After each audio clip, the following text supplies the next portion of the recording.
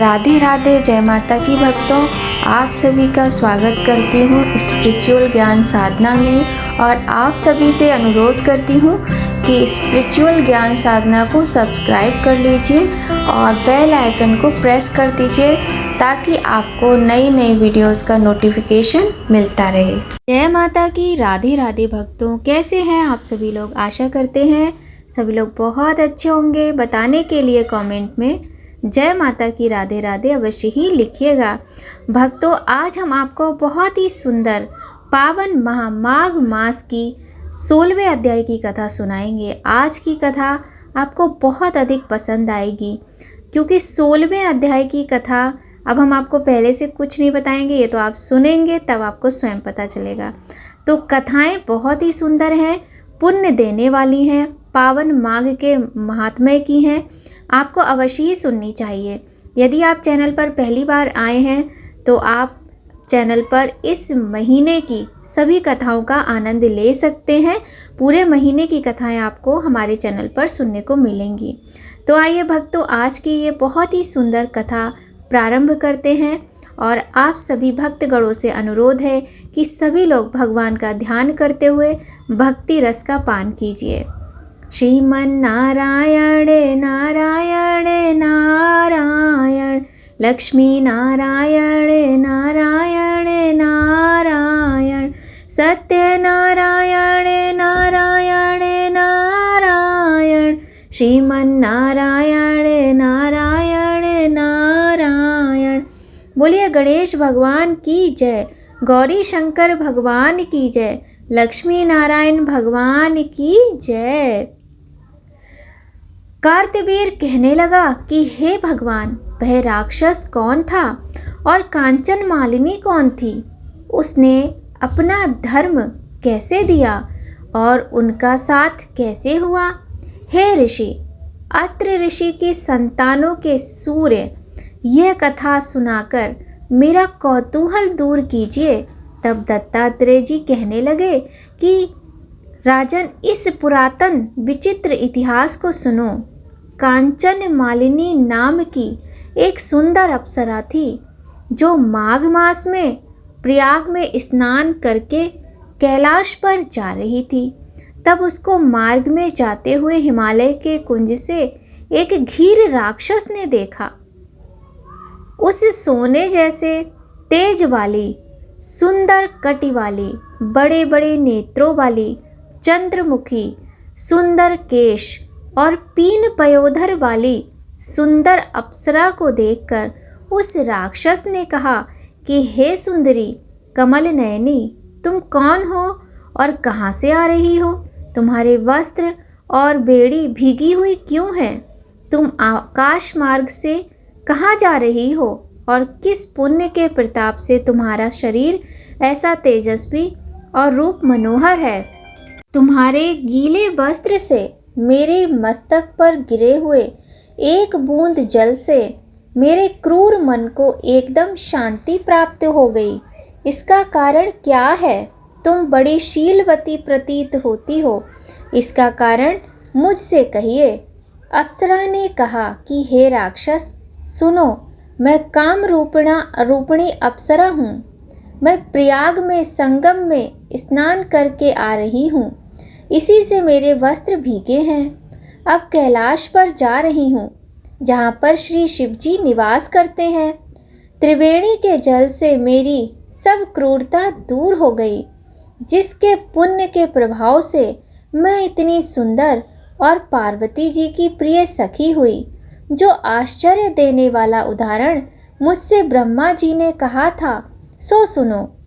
मैं कलिंग देश के राजा की वेश्या थी, रूप लावण्य और सुंदरता में अपूर्व थी। मेरी सुंदरता पर सारा नगर मोहित था और मैंने अनेकों प्रकार के भोग भोगे। अनेक प्रकार के वस्त्र और आभूषणों की घर में कोई कमी नहीं थी। कई कामी पुरुष आपस में स्पर्धा ही से मृत्यु को प्राप्त हो गए। इस तरह उस नगर में बड़ी सुंदरता से यौवन व्यतीत हुआ और मैं वृद्धावस्था को प्राप्त हो गई। तब मेरे मन में विचार उत्पन्न हुआ कि मैंने अपनी सारी आयु पापों में ही व्यतीत कर दी।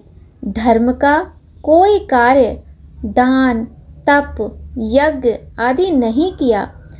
शिव या दुर्गा जी की आराधना नहीं की और ना कभी भगवान विष्णु का पूजन किया।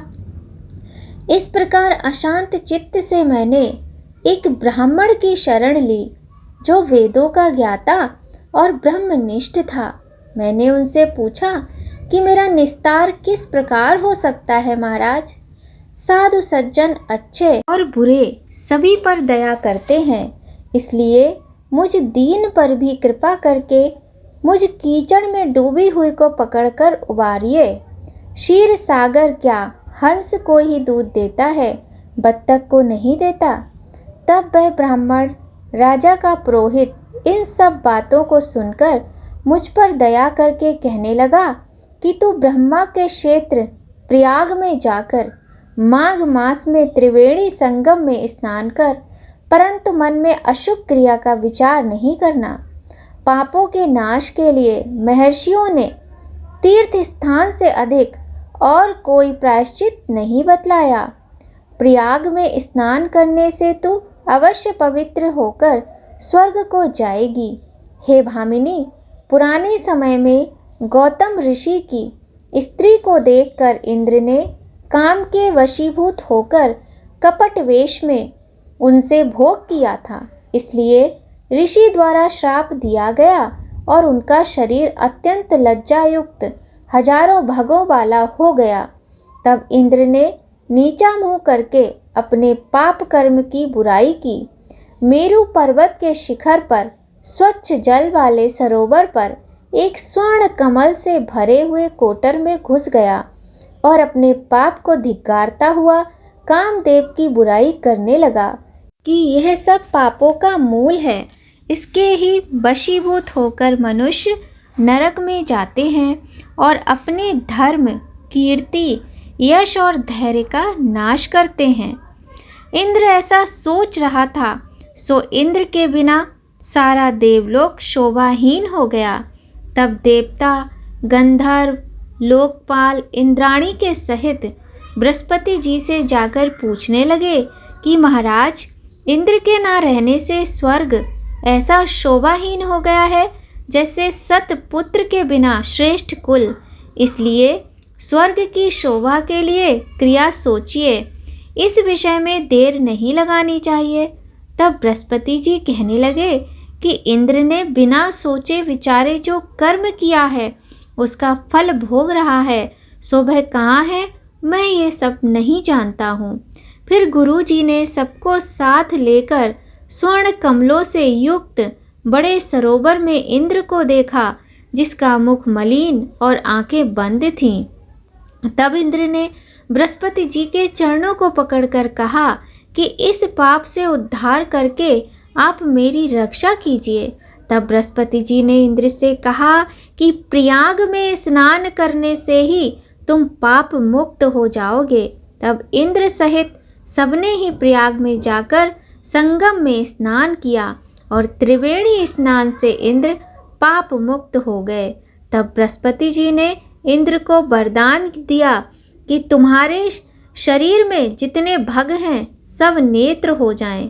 तब इंद्र ब्राह्मण के वर से 1000 नेत्रों से ऐसा सुशोभित हुआ जैसे मान सरोवर में कमल शोभायमान होता है। बोलिए लक्ष्मी नारायण भगवान की जय। बोलिए महातीर्थ प्रयागराज संगम की जय।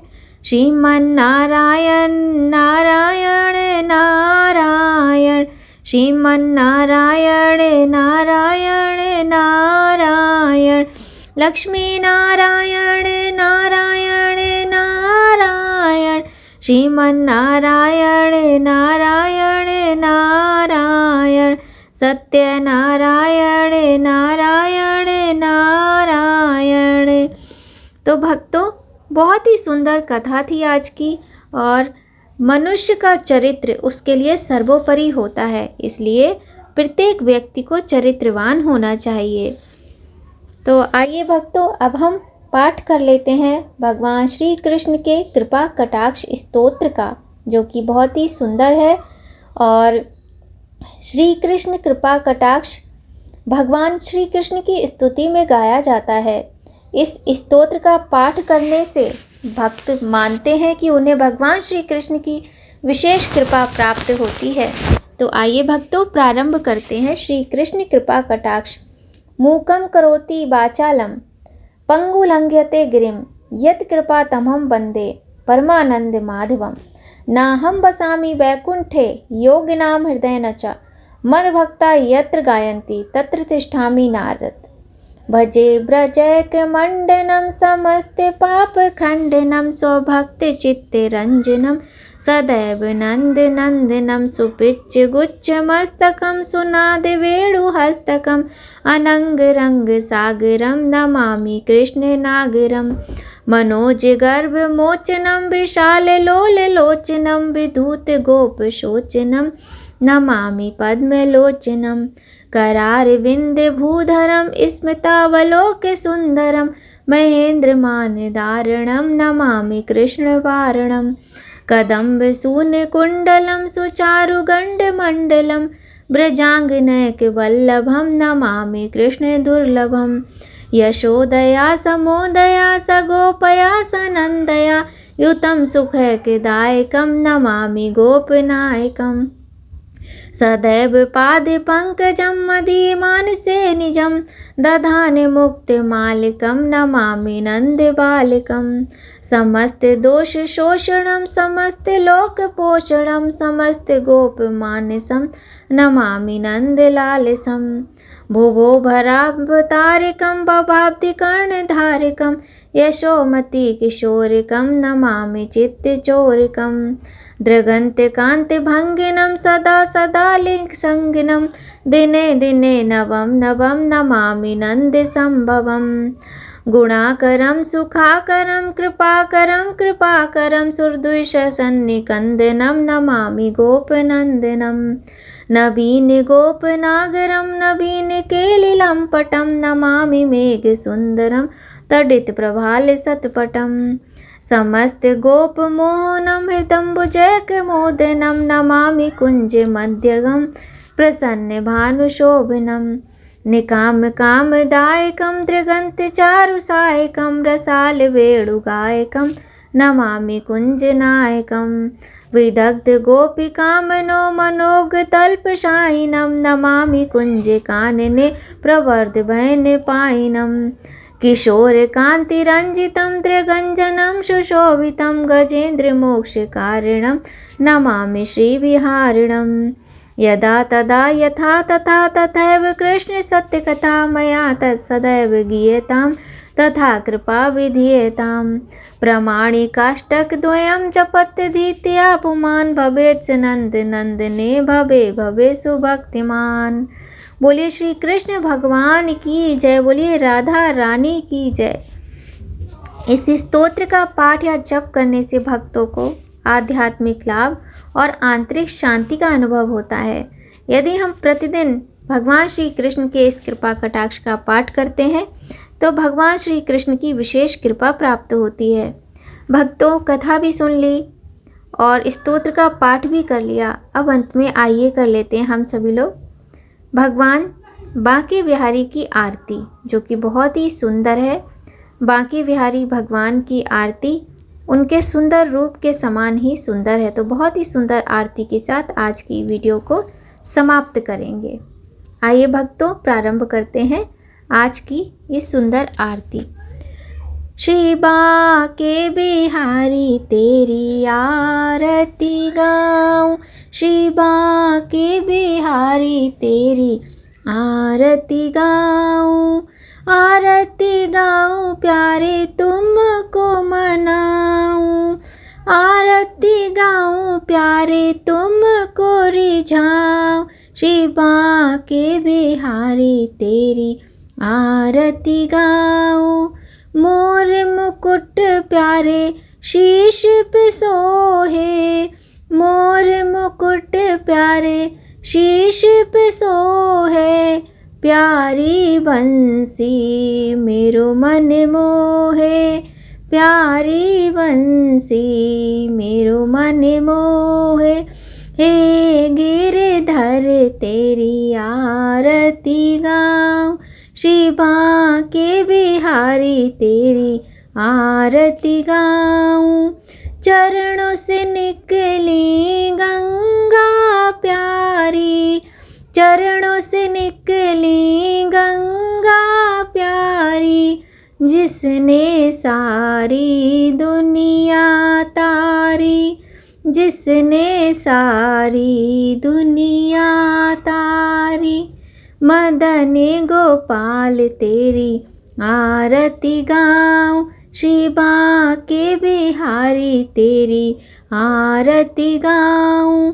श्री हरि बाबा के प्यारे तुम हो, श्री हरि बाबा के प्यारे तुम हो, मेरे प्यारे जीवन धन हो, मेरे प्यारे जीवन धन हो। श्याम सुंदर तेरी आरती गाऊं, श्री बांके बिहारी तेरी आरती गाऊं। हे गिरधर तेरी आरती गाऊं, मदन गोपाल तेरी आरती गाऊं। कुंज बिहारी तेरी आरती गाऊं, हे श्याम सुंदर तेरी आरती गाऊं, श्याम सुंदर तेरी आरती गाऊं। हे गिरधर तेरी आरती गाऊं, आरती गाऊं प्यारे तुमको रिझाऊं, आरती गाऊं प्यारे तुमको रिझाऊं, श्री बांके बिहारी तेरी आरती गाऊं। बोलिए राधे कृष्ण भगवान की जय, गौरी शंकर भगवान की जय। तो भक्तों, बहुत ही सुंदर भगवान की इस आरती के साथ ही आज की वीडियो का यहीं पर समापन होता है। हम आपसे फिर मिलेंगे बहुत जल्द नई कहानी, नई जानकारी, नई वीडियो के साथ। तब तक सभी लोगों पर भगवान राधा कृष्ण गौरी शंकर की कृपा बनी रहे, इसी कामना के साथ भक्तों, जय माता की, राधे राधे।